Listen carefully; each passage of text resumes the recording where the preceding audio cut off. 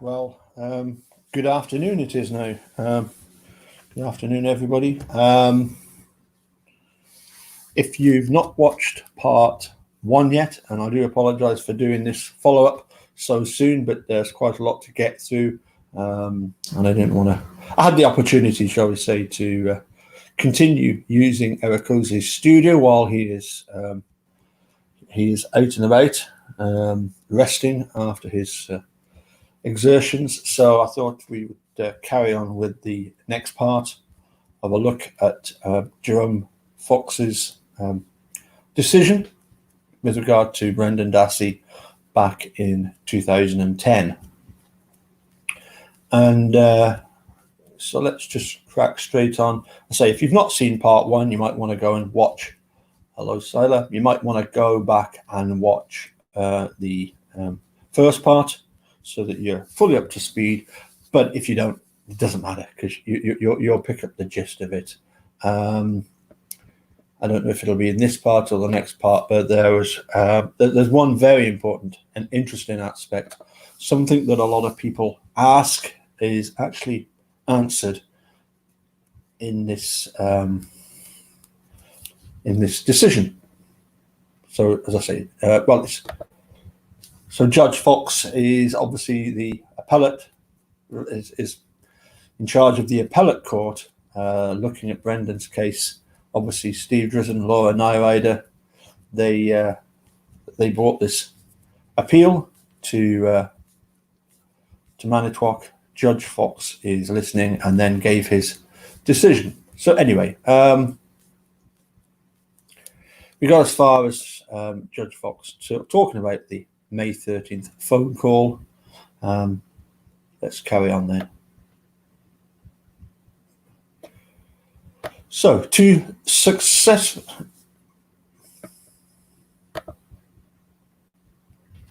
Just make sure that everything's working as it should be. I just had a moment then thinking, have I got everything as it should be?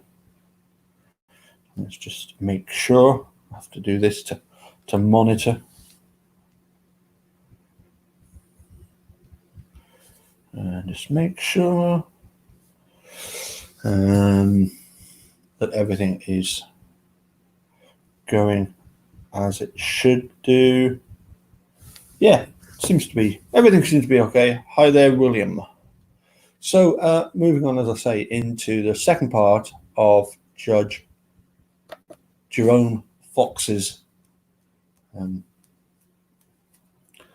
ruling as the appeals court judge. He wrote, to successfully sustain a challenge absent a showing of actual prejudice, Dassey must show that the reliability of the trial process itself was somehow negatively affected by Kaczynski's conduct or the conduct of his agent O'Kelly. Kronik at 658. On this record, in this case, this court cannot find that Kaczynski's conduct constituted an actual conflict of interest. Well, because what he's saying is that in order to do so, he would be basically finding that he himself, as the judge, had done something wrong. Surely, he's not going to do that. Let's not look at that. On this record, in this case, this court cannot find that Kaczynski's conduct constituted an actual conflict of interest that somehow affected the reliability of a trial which was held 7 months after his departure from the case, but one in which you as judge were in charge of, and therefore you should have been the one that had, you were the one that was in charge of the trial. So of course you're not going to find anything wrong with what Kaczynski done, because you would have had to have done it at the time. Okay, let's have a look now. Kaczynski's deficient performance at the May 4th, 2006 suppression hearing.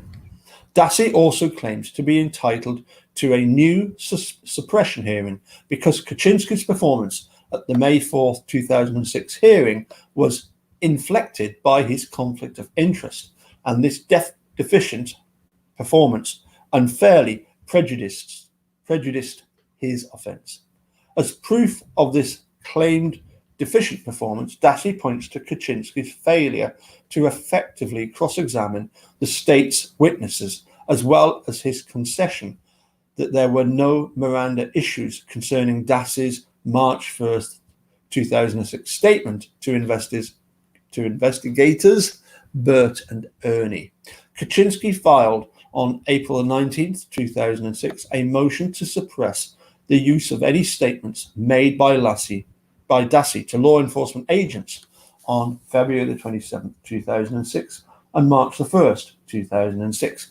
His motion came in the form of a 10-page statement of facts coupled with a written argument citing what he believed to be the relevant law as it related to those facts.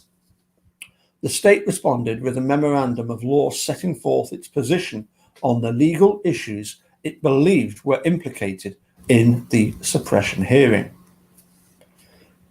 State's memorandum in response. Kaczynski filed a reply to the state's memorandum in which he argued that the video recorded March 1st statement given by Brendan to Bert and Ernie contained inculpatory statements made by Dassey as a direct or indirect result of misrepresentations made to him by his interviewers. You got that bit right, Kaczynski. And you got that bit right. At the suppression hearing, investigator Wiegert testified how he and Special Agent Fassbender had elicited Brendan Dassey's admission to his involvement in the Teresa Halbach murder at their March 1st, 2006 interview of him. Kaczynski cross-examined Wiegert, and following the completion of Wiegert's testimony, he called Dassey's mother, Barbianda, and Chris Schoenberger Gross, the Mishicot School District psychologist, as his witnesses.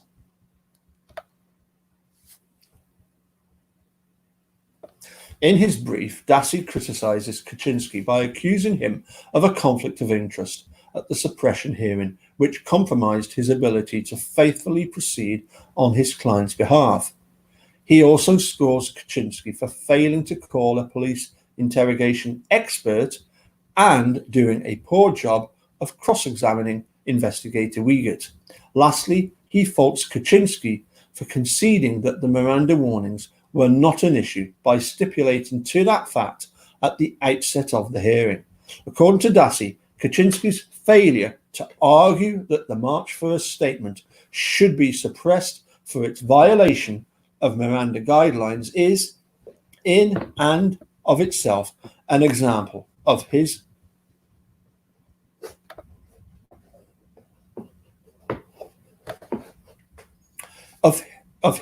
deficient performance.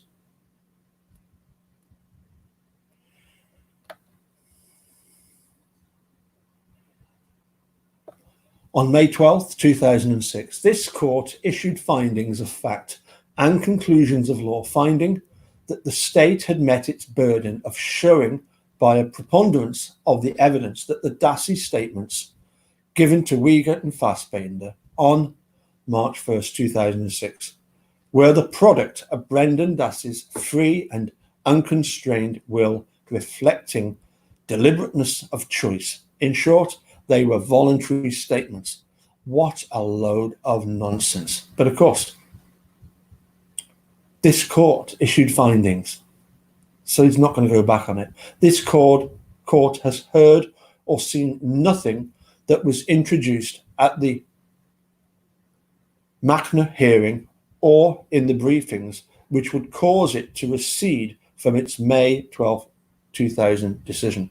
Moreover, the court, Jerome Fox, believes that Kaczynski at the hearing and in his pre-hearing briefs adequately represented Brendan's interests and cannot be said to have provided ineffective assistance to counsel. Nothing raised in Dassey's post-conviction briefs, either by way of new or different witnesses or more rigorous cross-examination of Wiegert, comes close to showing that Kaczynski's representation at the hearing fell below an objective standard of reasonableness. Wiegert acknowledged both at the May 4, 2006 suppression hearing and the post-conviction motion hearing that initially he did not regard the interview of Dassey as a suspect interview, but rather a witness interview. Nonetheless, Dassey was given written Miranda warnings on March 1st before arriving at the Manitowoc County Sheriff's Office, and was reminded of those warnings shortly after getting to the interview room at the Sheriff's Department. Despite the fact that the officers interviewing Dassey on March 1st, 2006 considered him a witness rather than a suspect, they furnished him with written Miranda warnings. It became evident as the interview progressed that Dassey was much more than a witness to the events that culminated in Teresa Halbach's death. The court believes that the initial segment of the interview qualified as a non-custodial interview when viewed under the totality of the circumstances standard set out in State versus Gruen. The fact that it became a custodial interrogation after Dassey made inculpatory admissions does not mean that it was necessary for the interrogators to revive the previously given Miranda warnings. State versus Grady, a case discussed by the state in its brief, held that there is no bright line rule requiring a re-administration of Miranda rights after a non-custodial interview becomes a custodial interview. Grady at 19 and 20. Instead, the court found that the sufficiency of the timing of the Miranda warnings must be determined under a totality of the circumstances test. The purpose of Miranda warnings is to make a defendant aware of his or her rights during any kind of questioning. Here, Dassey had received the written warnings which he signed and initialed on the morning of March 1st, 2006. He was reminded of those warnings not many minutes later when he arrived at the Manitowoc County Sheriff's Department. There is nothing in the videotape of his interview that suggests he was either physically or emotionally exhausted. The length of time elapsing between his receipt of the warnings and his inculpatory statements belie any notion that he had forgotten them. Indeed, at his trial, he testified on direct examination. Question. Okay, Brendan, I want to talk about that video a little bit with you, okay? Okay. You know it was being videotaped that day? Yes. And the officers explained to you your rights. Is that right? Yes. Did you understand them? Yes. This court concludes that neither Kaczynski's conduct or the suppression hearing nor his concession on the Miranda issues constituted ineffective assistance of counsel. As I say, I can't help thinking that if it did, then Judge Fox would be basically saying that he himself also had done a bad job the first time round. Item number 2. Attorneys Fremgen and Edelstein's ineffective assistance of counsel. A. Failure to call the appropriate expert was ineffective assistance.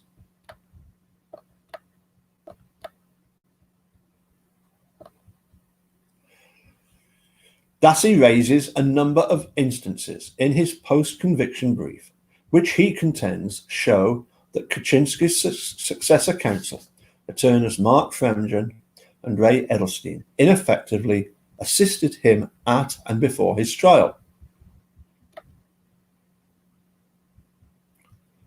Chief amongst them is his assertion that while these defence counsel called Dr. Robert Gordon as an expert witness on the issue of false confession, they should have called, in addition to Gordon, one or more expert witnesses to show the jury that Dassey's confession was produced by coercive police questioning. Again, I can't help thinking, Judge Fox, you watched the video. You surely could see what everybody else could see. These additional experts were necessary because Gordon lacked the requisite expert qualifications to opine on coercive police interrogation tactics.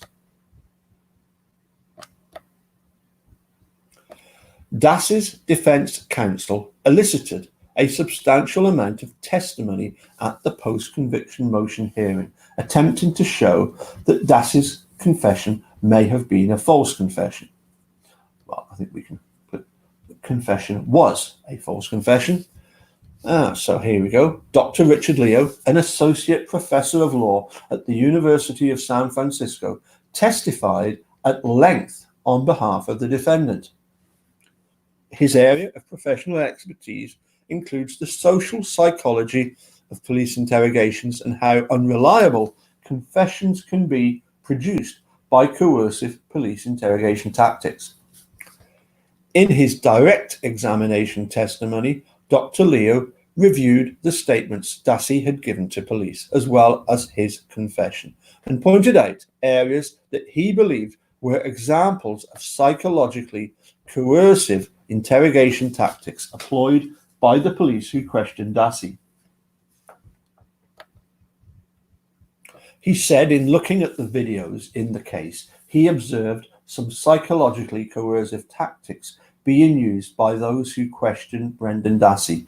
Even tactics which are not psychologically coercive, if repeated over and over again, can become psychologically coercive, according to his testimony. I say this is where the science of false confessions is becoming more and more accepted in law, in courts.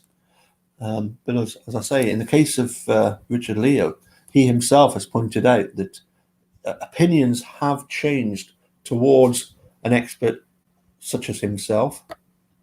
And we saw that also with Saul Kassan, some of the others, the fact that you get the conviction integrity units that realize that there's been a lot of junk science. Hell, you've only got to look at Michael West, Mark LeBeau, Nick Stalkey, Sherry Culhane to realize that there's some very Dwayne Deaver, Sami Shabani, So I suppose, yes, you've got to siphon out what is good science and what is bad science.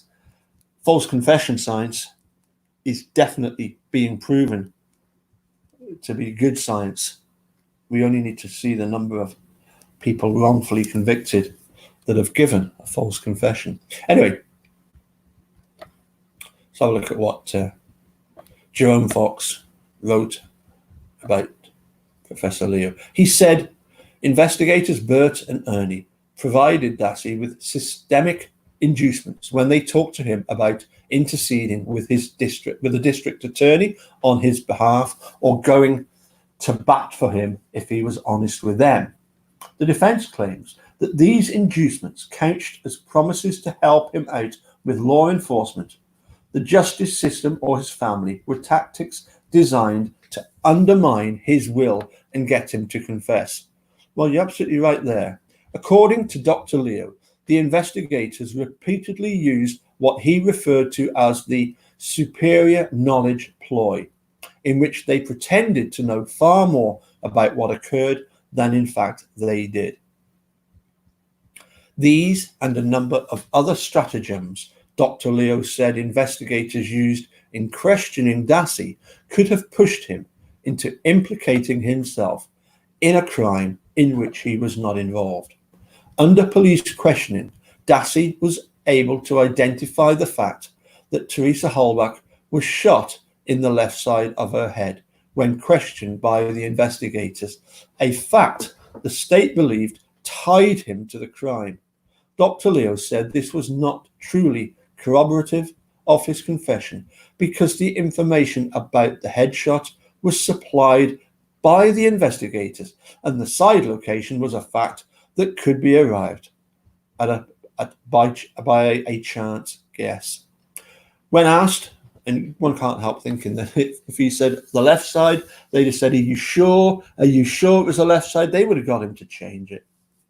When asked about evidence the police found in the Avery garage, which they searched as a result of Dassey's confession, Dr. Leo denied that this was evidence in corroboration and said this occurred because the police had planted the garage suggestion in Dassey's mind and he simply was repeating it back to them. Certain police interrogation techniques, many of which he described as being used on Dassey, can lead to false confessions. And as a social scientist, he could have educated the jury about these counterintuitive and not popularly known phenomena in their effects and why they're significant in understanding how false confessions come about. Now, who remembers Dr. Larry White, Lawrence Wright? I think we all do, don't we? He was the expert that Dean and Jerry hired that never was used because obviously Brendan was not taking the plea bargain, therefore didn't testify at Steve's trial. But Lawrence Wright, Dr. Larry White, was offered by Dean and Jerry to Brendan's attorneys to help. Anyway, let's carry on. Testimony similar to that offered by Dr. Leo was furnished in affidavit form by Dr. Lawrence White, a professor of psychology and legal studies at Beloit College. In Dr. White's affidavit, he reviews Dassey's confession to investigators Bert and Ernie, along with his February 27th interview at Mishicot High School and the Two Rivers Police Department with the same two Muppets. His affidavit testimony makes many of the same points as Dr. Leo's testimony about the police interrogation tactics and Dassey's vulnerability. Dr. White concludes his affidavit testimony by saying that there are reasons to believe that Dassey's statements may not be wholly reliable or truly voluntary.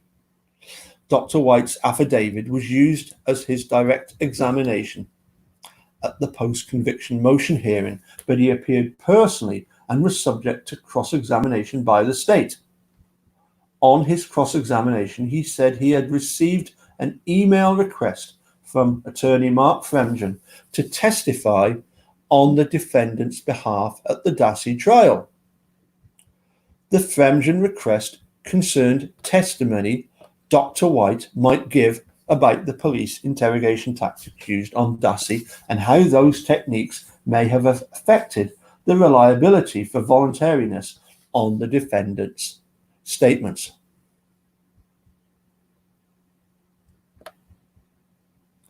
Dr. White said he would have testified had he been asked to by attorney Fremgen, but Fremgen did not make that request upon him.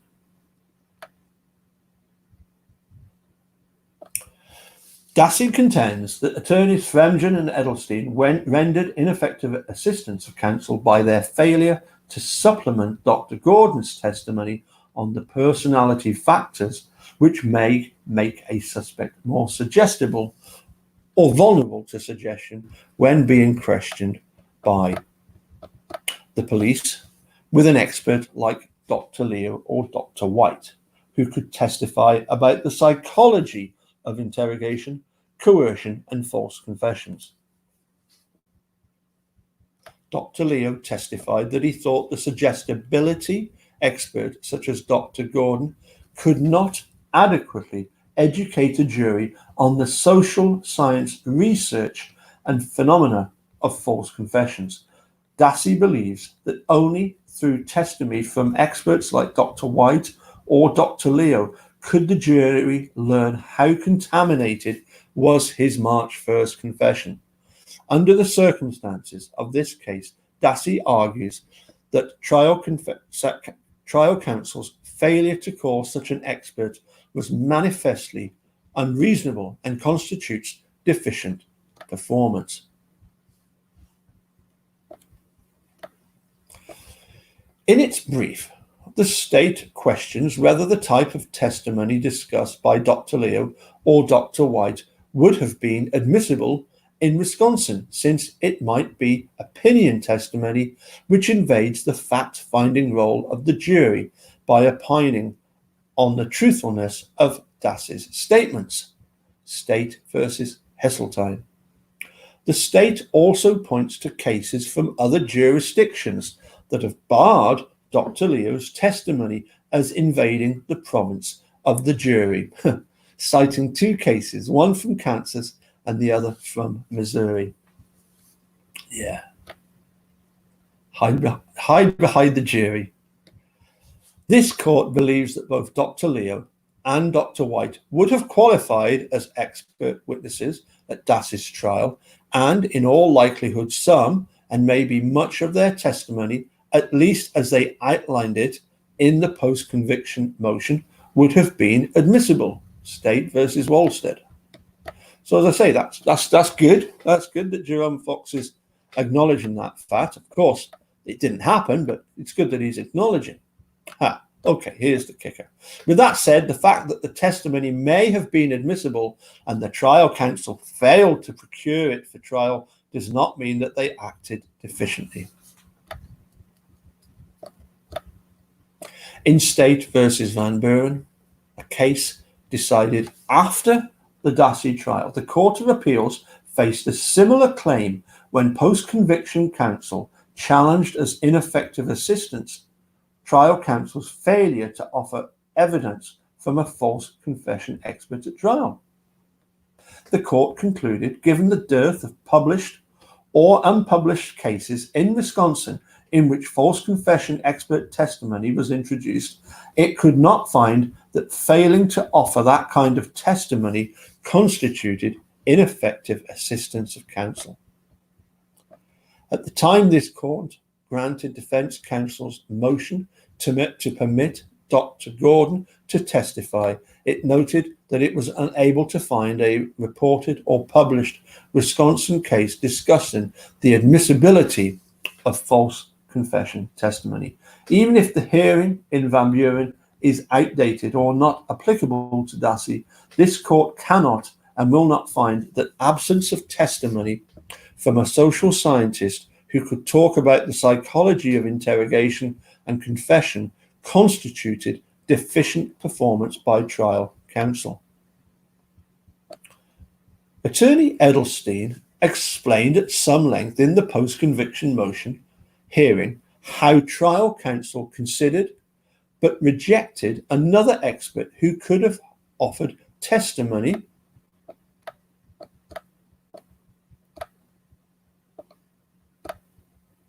on Dassey's confession.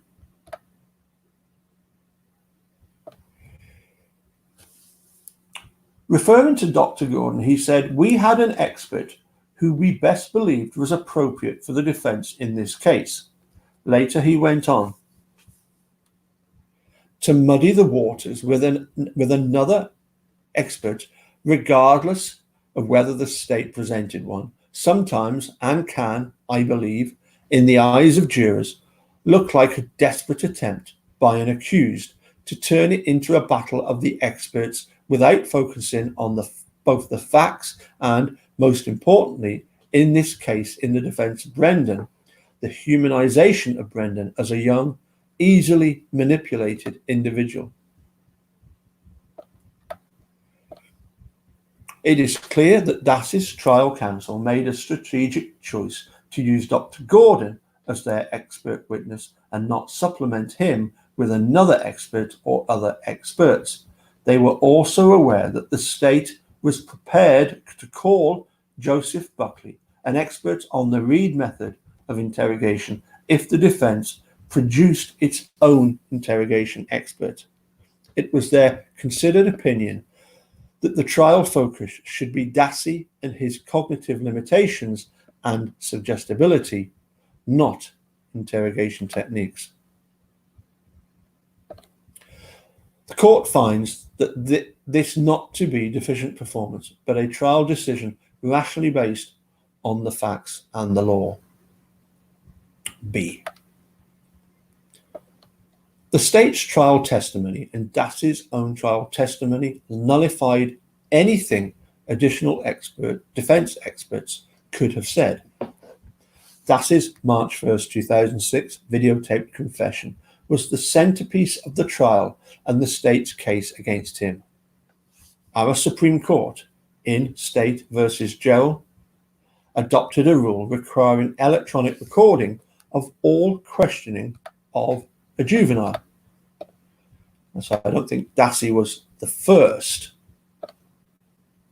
I think it wasn't something about that case adopted a rule requiring electronic recording, and then I think Dassey was the first case that had the electronic recording, the video recording, when it occurs at a place of detention.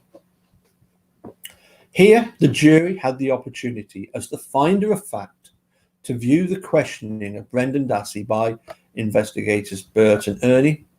It heard and saw how Dassey responded to the questions asked of him and his admissions of his participation in the charged crimes.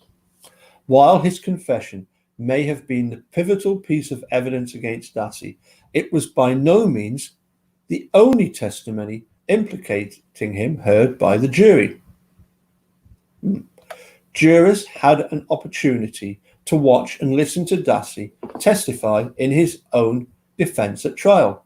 They heard him admit to being with his uncle, Stephen. Well, okay, I mean, he must be guilty then, mustn't he? You know, he's admitted to being with Stephen Avery on the evening of Teresa Halbach. I mean, it gets even worse, doesn't it? You know, he admits to being with Stephen Avery when, you know, Teresa Halbach, well, disappears. Oh, my goodness. You know, it's like Jim Bray could tell that Steve was guilty by the look in his eyes.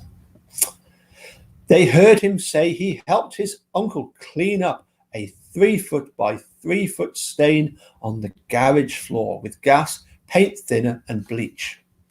Oh, of course, that was a huge pool of blood, and the state were able to jackhammer the garage floor and find evidence, that the blood evidence, not.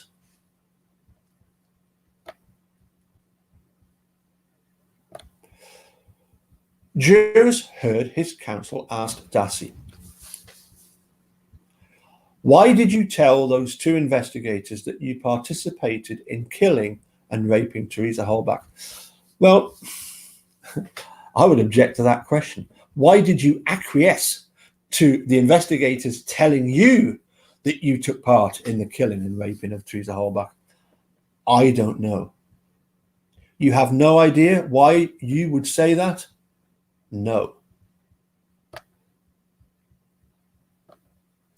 Well, I think we do, because he guesses at stuff. But as I say, it was simply acquiescing to everything that the Burt and Ernie said.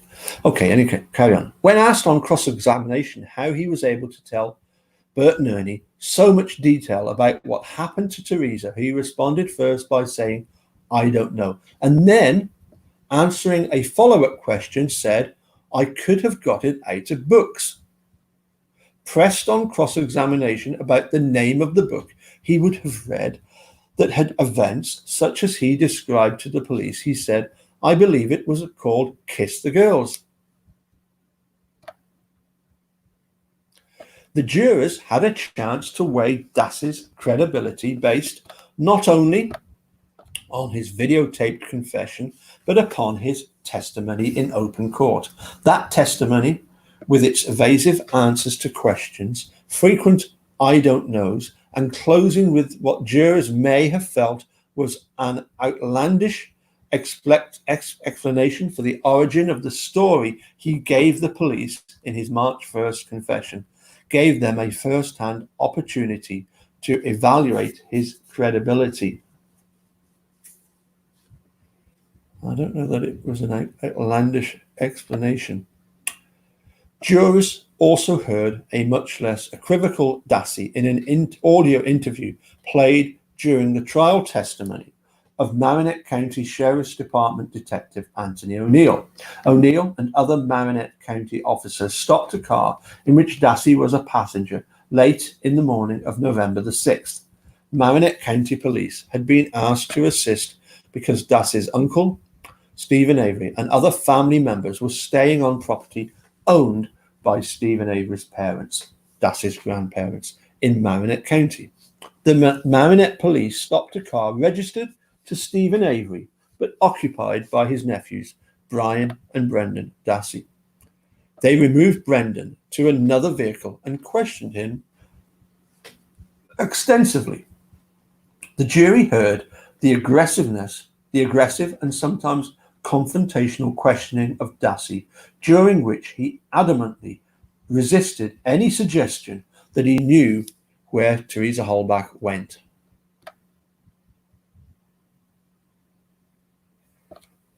Well, yes, because at the time, of course, he wasn't being fed anything by them. This might be of interest to Hugh MacLeod over there in Sydney. I think he often goes on about the effect that Mishicot High School might have had in assisting, or should we say not assisting. The jury heard testimony from Susan Brandt, who interned at Mishicot High School from January of 2006 to May of 2006, while pursuing a master's degree in educational counselling, that she had contact with Kayla Avery, who came to the counselling office because she said she was feeling scared. Kayla said she was scared because her uncle, Stephen Avery, had asked one of his cousins to help move a body. Well, yeah, we know about that particular bizarre situation when Bobby agreed with Kratz in Steve's trial. In her trial testimony, Kayla, who was Dassey's first cousin, who is Dassey's first cousin, I think she still is, said Brendan appeared to change between October 31st and the end of February, and she described that change as Brendan losing weight and being a little bit more upset. At a birthday party in November, she said that she had observed Brendan crying. While at trial, she claimed not to have talked at that time with Brendan about Stephen. She admitted telling the school counsellors and officers, Bert and Ernie, about her conversation with Brendan at the party. Investigator Wiegert testified that the Mishicot school counsellors had notified the police about their contact with Kayla and what she had told them. Following that contact, Bert and Ernie interviewed Kayla in the presence of her mother, and she told them that Brendan had told her about hearing screaming from Stephen Avery's residence and seeing body parts. Remember, the drawing, of Brendan, as Big Jeff pointed out, the drawing of Teresa on the bonfire is of a whole body, and yet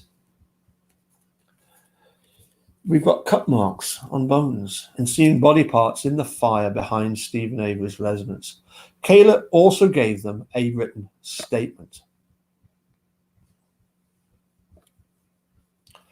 Even if this court were to conclude that trial counsel committed unprofessional errors by failing to call an expert on police interrogation tactics, the quality and quantity of evidence against Dassey is such that there is no reasonable probability that the proceeding would have turned out differently.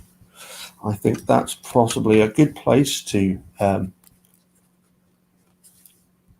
stop, because this clearly is going to be part 3, trial counsel's failure to deconstruct the March 1st confession as ineffective assistance of counsel. That would be an excellent place to stop, I believe. Yes, 40 minutes on. I think we've seen enough of that. But anyway, hello. How's everybody in Australia? Dr. Siltman.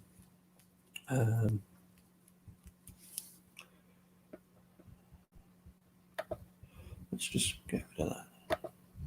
The story he gave to investigators was a dead set pattern match to what were the main themes. Yep. Exactly. There's nothing mentioned. And as if I would. I think I might go and see if there's any on the television right now. Either that or, obviously famously, Aussie rules football is called Aussie rules football because it was invented in Australia, and I think that that they're the only country in the world that does play Aussie rules. I might be wrong. The AFL. Tottenham. No, we don't mean Tottenham. But of course, the other sport that was invented in Australia in the 1920s was motorcycle speedway, of which I'm a huge fan of the Berwick Bandits. So, mind and check out Berwick Bandits on video on YouTube. I've posted a clip of one of our greatest captains ever to ride for Berwick, Lee Complin, and the spectacular motorcycling of him. And I think even Eric Rose enjoyed it because, as we've discovered with the dude, he's actually quite into the sort of off-road biking that his boss is involved in. It is played elsewhere, yes. It's funny, isn't it? One of the 2 or 3 of the speedway stadiums that you see on television in both the UK and Poland, they go outside of a football pitch, but it has the markings of a American football. Anyway, we're getting sidetracked. I will go on to obviously part 3 next, where there is a very interesting explanation of why the last bit of the March 1st interrogation was not played out to the jurors. So to the trial court. So we'll get to that later on, maybe even later on tonight, or if not, maybe sometime tomorrow. Anyway, thank you all for joining in, for joining me.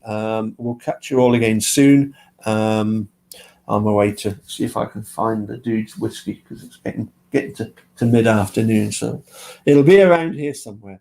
Okay, cheers, bye for now.